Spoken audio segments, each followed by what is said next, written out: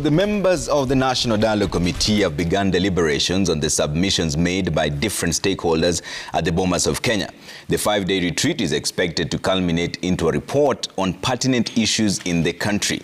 It comes amid divisions among members of the National Dialogue Committee on the inclusion of the cost of living on the issues. Citizen TV's Marianne Nyambura has been following the retreat in Elementaita in Nakuru and now is joining us live. Marianne, good afternoon. It's good to see you. Have they finally ironed out the issue of the cost of living? Well, Trevor, indeed, we are not sure about that because at the moment, at around 2 o'clock, they began this particular deliberations, this being the first day of the 5-day retreat here in Elementaita, Gilgil, Nakuru County. And so the meeting began a bit late. They had agreed to, according to the program, the program was expected to begin at around 9 a.m.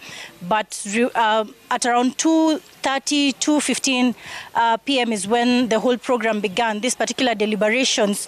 This was as a result of the fact that earlier they'd lacked quorum to begin that particular report or begin that particular deliberations, considering some of the members from both sides, the Kenya Kwanza as well as the Azimio coalition, had not arrived.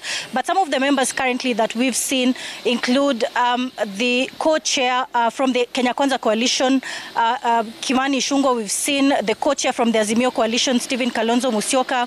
We've seen their deputies, Opio Wandai, as well as Cecily Mbarire, as well as 2 members from both sides, including Kericho's Senator Aaron Cheriot, as well as Eugene Wamalo, who is the DAPK party leader. So currently the 6 are holed up in that particular meeting. It's been about 2 hours now, but they are yet to give us a particular statement as regards to this first day and what to expect.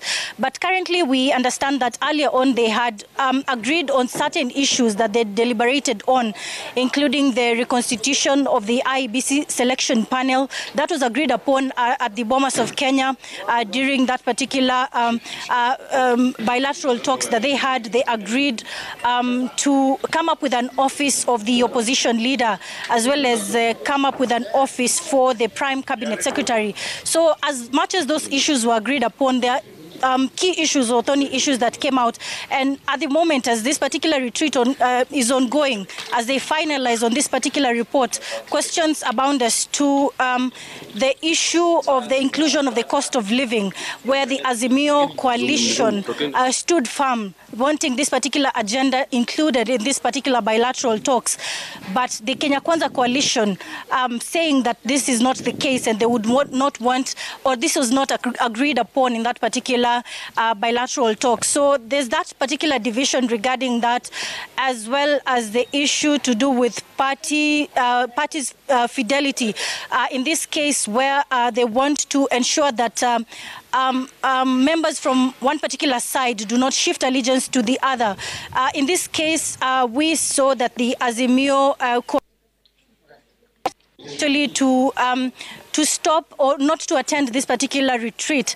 And then last week you also saw them write a letter to the Speaker of the National Assembly, Moses Wetangula, wanting the Deputy Minority Whip, who is also a nominated Member of Parliament, Sabina Chege, be stripped of that particular title on grounds of shifting allegiance. So these are some of the concerns that we are seeing coming out today.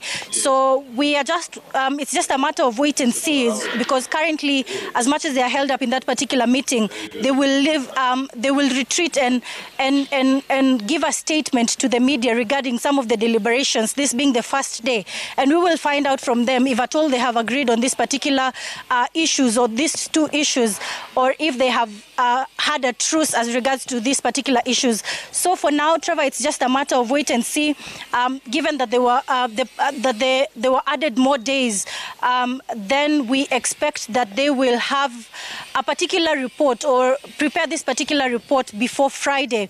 Thereafter, they will issue it to Parliament and submit it to Parliament for consideration, and the findings be made public then. Back to you, Trevor.